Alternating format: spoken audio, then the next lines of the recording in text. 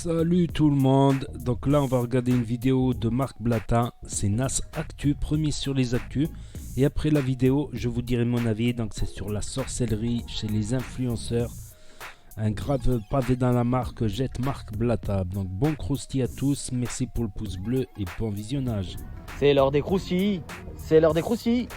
Salut à tous la famille, j'espère que vous allez bien. Je suis désolé, mon téléphone était en train de charger, je ne suis pas à l'heure. On va passer tout de suite à tout ce que vous attendez depuis quelques jours maintenant avec toute cette histoire de sorcellerie dans la télé-réalité, etc. Mais avant, je tiens quand même à dire que même si je vais vous dire la personne qui a fait tout ça sur tous ces candidats-là, elle n'est pas seule à avoir fait ça, j'en ai capturé d'autres et leur heure arrive très prochainement. Vous inquiétez pas, ne vous soyez pas trop contents parce que tous les influenceurs regardent cette story, je vous le dis, hein, tous snap. Il y a toute la planète qui regarde cette story, donc je vous le dis, soyez pas trop contents derrière vos téléphones, certains qui ont des choses à se reprocher. Ok? Bon, vas-y, c'est parti. Let's go to the next round. Alors, on va commencer déjà par le début. Comment cette histoire est arrivée dans mes mains? À la base, je sais pas si vous vous souvenez, j'avais parlé d'une personne de télé qui était même animatrice, etc., qui s'était mariée avec un milliardaire, pour pas la citer. Et elle avait fait appel aux sciences occultes, etc., à des fins personnelles pour que le mari tombe amoureux d'elle et qu'il ne la quitte plus pour l'argent, le succès, etc. Pour me dire, voilà, il y a une autre voyante, entre guillemets, qui agit sur les réseaux sociaux. C'est, entre guillemets, c'est dangereux parce que ça, c'est une voyante, entre guillemets, avec une morale, tu vois, genre ouais, moi je touche pas aux petits enfants, les trucs comme ça, etc. Sauf que elle est sur les réseaux sociaux, elle fait des pubs avec des influenceurs et elle fait des dingueries. Suite à ça, je commence à mener mon enquête, etc. Je l'ai même eu au téléphone, cette fameuse Danao, je l'ai eu au téléphone, ouais, alors c'est comment, etc. Elle m'a dit, écoute, moi je peux pas te dire. Je suis tenu au secret professionnel, etc. J'ai des contrats avec des gens, etc. Et plus je commence à creuser avec son entourage, etc. Et plus ça commence à être très très louche, très très sombre, très très noir. Comme vous le savez, il y en a plein qui ont vu juste, il y en a plein aussi qui se sont trompés, il y a beaucoup de noms qui ont fusé, etc. Il y en a qui ne sont pas trompés tout en ne citant pas la personne que je vais citer maintenant. Les choses arrivent comme je vous l'ai dit en début de croustilles. La personne qui a fait tout ça, c'est Carla. D'accord? Donc Carla, elle est tombée dans les dérives qu'a pu lui tendre de cette fameuse voyante. Et petit à petit, elle s'est engouffrée dans un truc très très sombre, très très noir. Et ça a touché quasiment la totalité des Marseillais. D'accord? Et quand je parle des Marseillais, je parle de Manon et Julien Tanti, je parle de Jessica et Thibaut, je parle de Maeva, je parle de tous les Marseillais, ceux que vous voyez en fait passer à l'écran, qui ont du succès. Et ben en fait, elle a été omnubilée par tout ça. Elle a voulu vraiment briller plus qu'eux, quitte à employer des méthodes, des vidéos, etc. L'histoire commence quand Carla, elle n'était pas connue, elle connaissait déjà cette voyante. Elle lui a demandé d'être connue, ça a fonctionné. Ensuite, elle s'est mise en concurrence avec les autres meufs de télé-réalité. Donc la jalousie est arrivée et elle a fait appel à cette même voyante qui avait fonctionné avec elle anciennement pour commencer à leur faire du sale. Je ne sais pas si vous comprenez. Ensuite, elle a payé des gros sous. Par exemple, c'est 90 000 euros pour la poupée vaudou de Maeva. Vous savez, la poupée vaudou? Ouais, il y a eu plusieurs poupées en plus sur Maeva, dinguerie. Mais le travail de Maeva, ça lui a coûté 90 balles. C'est-à-dire que cette histoire de trucs, ça s'est terminé en fait en soi-disant raquette. Je vous explique. À la base, elle a demandé des trucs. Elle a payé. Ensuite, Kevin, il l'a cramé. Kevin n'était pas au courant, miskin. Vous savez, Kevin, c'est une victime dans l'histoire. Il n'était pas au courant, le pauvre. Et il n'est pas prêt. Il est vraiment pas prêt de voir ce qui va sortir. Parce que même lui, le pauvre, c'est chaud. Bon, bref. L'histoire, c'est quoi? C'est qu'en fait, elle a payé. Kevin, il l'a pété quand ils ont fait conjoint.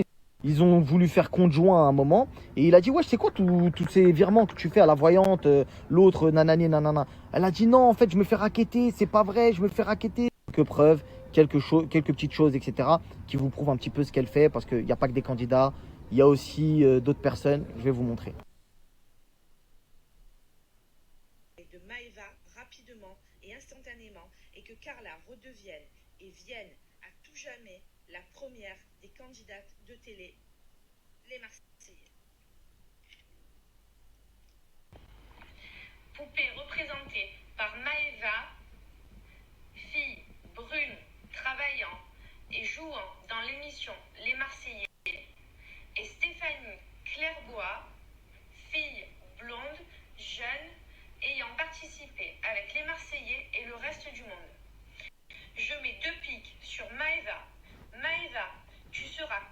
complètement bloqué et tu seras viré des programmes de W9 et les Marseillais et tu ne participeras pas au nouveau tournage Les Marseillais.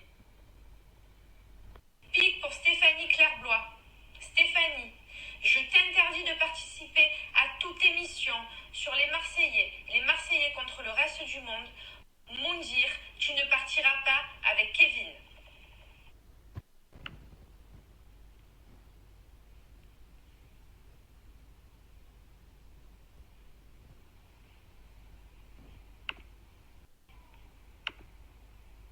Écoute, j'espère que ça va marcher, que Maïva ça va marcher. Bon, je sais encore confirmation par la coiffeuse qu'elle part bien début novembre. Donc j'espère que ça va se mettre en place. Il faut vraiment qu'obligatoirement, il ne fasse plus les Marseillais. Mais il faut que tu inclues que si auquel cas, il fasse les Marseillais, qu'il soit bloqué lui avec les filles, et que surtout Benjamin Diazy veuille me voir qu'avec Kevin et pas un autre mec.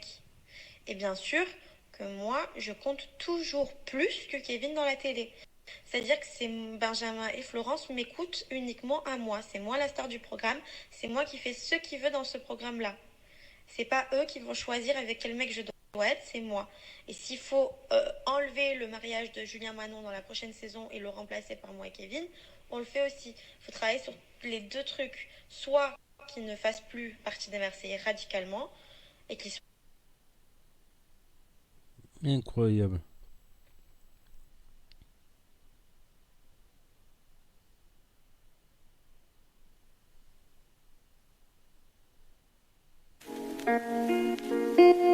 Aime-moi doudou, aime-moi doudou, et ça c'est quel comportement doudou.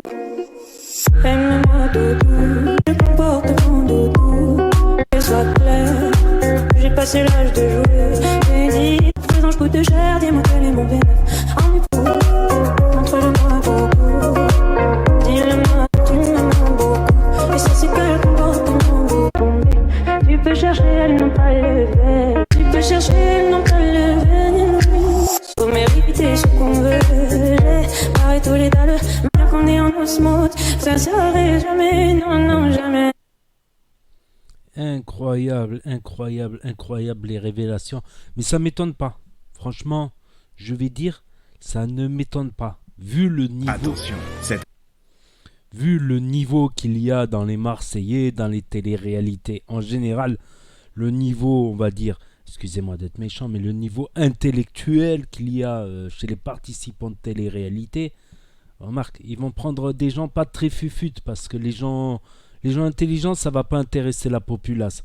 Par contre, des gens qui vont dire des conneries, qui vont faire n'importe quoi, ça va buzzer, ça c'est clair. Vous n'avez qu'à regarder certains, certaines, voilà. Par exemple, un exemple, les Marseillais, tout ça, quand ils leur font les questions, là, quelle est la capitale de l'Angleterre, ils savent pas la capitale de l'Angleterre ou la capitale de l'Espagne. C'était Nabila, elle savait pas la capitale des États-Unis, des trucs comme ça. C'est vrai que là, mais c'est ça qui intéresse les gens. C'est ça qui intéresse les gens dans la télé-réalité, c'est des gens pas fut-fut, des histoires et des histoires et des histoires. Ah, parce qu'en général, des gens intelligents, ils vont éviter les histoires, ils vont calmer les histoires, ils vont négocier, ils vont apaiser, tu vois. Alors que des gens comme ça, non. Et justement, la sorcellerie, on y croit ou on n'y croit pas. Ça, c'est un autre débat. La sorcellerie en islam, c'est un autre débat qu'on peut développer. Je me suis renseigné un peu dessus, mais c'est pas là ce que je veux dire. C'est que dans tous les cas, le fait qu'ils fassent appel à des sorciers, à de la sorcellerie, que ça soit des vrais sorciers ou des faux sorciers, que la sorcellerie elle marche ou elle marche pas, eux s'ils y croient, ils vont partir avec un capital confiance décuplé. Tu vois ce que je veux dire, quand ils vont rentrer dans l'émission, qu'il va y avoir des embrouilles, tout ça, ils vont avoir une énergie, une sûreté en eux parce qu'ils sont sûrs que ce qu'ils ont fait dans la sorcellerie, ça va marcher. Du coup, ça peut effrayer certains de voir quelqu'un d'aussi sûr de lui qui... Tu vois ce que je veux dire? C'est là aussi où la sorcellerie, que ça existe ou pas, elle peut avoir des effets. Parce que la personne, elle va être tellement sûre d'elle qu'elle va s'acharner, Elle va tout.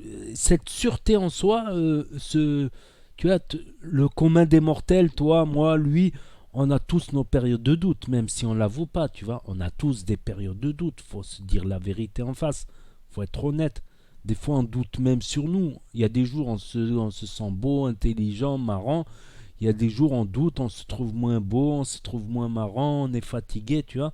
On a tous ces périodes de doute. Donc, et voir quelqu'un qui ne va pas douter de A à Z, 5 jours sur 5, 24 heures sur 24, ça peut amener de l'effroi. Ça peut amener de la peur chez la victime, qui finira finalement par se faire victimiser quand même, parce qu'elle va sentir une patate qui a quelque chose de bizarre. Dans tous les cas, que ça existe ou ça n'existe pas, c'est un autre débat. La sorcellerie en islam aussi, c'est un autre débat. Après, en islam, ils disent, voilà, un pendentif, une amulette, elle va rien servir parce que Dieu, il est plus fort que tout ça. Ça, c'est dans l'islam. Ça fait des autres débats sur la main de Fatma, par exemple, au Maghreb, qui était anté-islamique, c'est-à-dire avant l'islam, c'est un pendentif, une amulette. Mais on va dire c'est plus culturel. Voilà, aujourd'hui, si une fille elle va acheter une main de Fatma, c'est pas pour se protéger du mauvais œil, c'est juste pour voilà, parce que ça représente un peu le berbérisme, ça représente les berbères, les amazirs, tout ça. La culture, les petits pendentifs berbères, tout ça, voilà. Voilà, c'est ce que j'avais à dire, moi, personnellement, mon avis là-dessus, parce que ça fait quelque temps que j'en entends parler. Et là, je vais publier des croustilles. Si ça marche sur cette chaîne, je publierai les croustilles ici. Sinon, je les publierai sur l'autre chaîne Nas Réaction, si ça marche pas trop ici. Donc n'hésitez pas à mettre un pouce bleu, à vous abonner, à cliquer sur la cloche. Et je vous dis à très bientôt pour de nouvelles vidéos. Tchuss, merci d'avoir regardé.